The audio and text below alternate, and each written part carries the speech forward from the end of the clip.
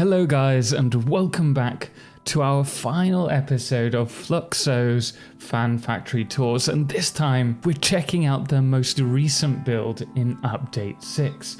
And this is a factory that is absolutely stunning for so many reasons, and we're about to jump into why. But before we get to the tour, it's important for me to mention that if you do like this save, you can actually already check it out. It is over on our website, satisfactorytips.com, ready for you to have a little peruse. This particular save isn't particularly large, unlike some of the previous ones that we've toured, but it is so refined. It is all in one spot in the rocky desert estuary where it meets the Spire Coast and the northern forest, and it really is beautifully crafted. There are several points of interest in this. The first one is the coal power area, which we're going to cover shortly. The use of trains within this save. The hub area where we start, which also houses all of the storage. And then we have the refinery, which leads to fuel being produced for the fuel generator setup. And finally, we have the main production facility. The whole save was done within 200 hours, and this is in part due to Fluxo using Pack Utilities creative mode in order to really paint on a blank canvas for the factory. This is all about design for them rather than playing the game vanilla, and there's nothing wrong with that, and it allows them to really focus on the design of the factory, which is what we're seeing here. The first area that I want to check out is Flux HQ. This is where the hub is, which is located at the top in this little open roof. You'll also notice that there are a lot of drone ports around here, and we're going to talk about why when we drop inside. The top floor has the hub, the MAM, and the equipment workshop, and as you drop down we can enter inside through these hangar doors below. Flux makes use of several hangar doors to give that opening effect, and then we have this lovely little elevator system for the batteries for the drones. It works as a nice key feature for the HQ, and I personally find it rather mesmerizing. And behind this elevator you can actually see the blenders producing those batteries for this particular build.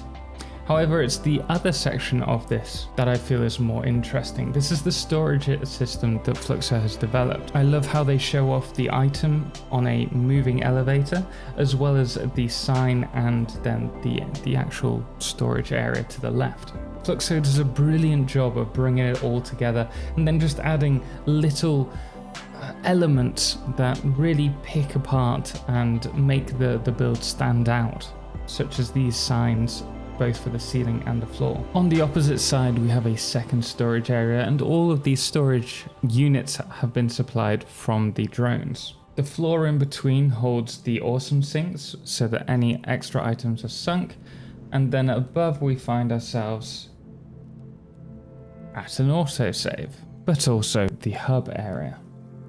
Our next stop is going to be power, but before we do that, let's quickly have a look at the architecture here. Fluxo makes great use of using different levels of foundations to create depth in his builds. They're also a master at using signs, creating beautifully crafted signs whilst also using signs to highlight various parts of the factory. And they're also fantastic at using different textures, such as the coated foundations for that shiny look, as well as the mixture of concrete and glass. Flux also plays around a lot with the shapes that are being used, whether that's the curves, such as housing this space elevator here, or the squares, the hexagons, all the different angles, and that's something that really makes this stand apart.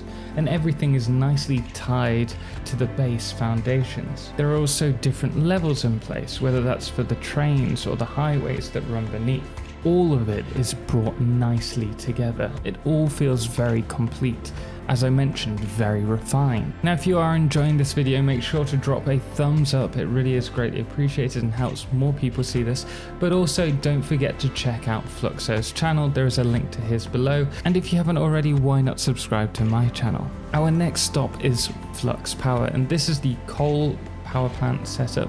This is actually using compacted coal, which is all being produced by the assemblers below this first floor. All the coal is brought in by train, and the sulfur is brought both by train and also the miners to the left by the waterfall here. The production lines are all underfloor fed, and this keeps everything looking very clean. If it was me, I would run this merging line above so that you could walk through it, but it works perfectly as it is, as this isn't really designed for people to walk around. The compacted coal is then brought to the power plants, and I really like the use of the symmetry here. I love how the walls are separating each of the power plants, and it just looks very clean, almost like the bottom of a ship that's being built. It's actually really nice seeing larger coal generators setups, because people do them normally very similarly to each other. However, Fluxo uses a lot of space to separate them, and also plays around with the distance and the levels. Notice how that rather than bringing the water up to the floor where the coal generator is, there's actually an extra foundation of space showing off all the pipes, which is really nice. I love that it shows off how high the water is and that it's water going in, something that I haven't done before. With all of these power plants being overclocked, they are going to be providing a lot of power for the build, but the main power is actually done by fuel. But in order to do that, we're going to have to head across from the steel factory and over to the Flux Refinery. Also, if you do want your factory to be spotlighted, head over to my Discord. There is a link in the description. There is a section specifically for Fan Factory applications, FF applications, you will find it. And you just need to fill out that form, and perhaps we'll be checking out your factory soon. The refinery starts at these buffers where the liquid is brought in from the Spire coast via train and dropped off here before heading to the refinery, as nicely demonstrated here. I also like that the train station is sunken within these foundations. I generally do this to a slightly lower level. I have mine at 1 meters high to give it a more platform look.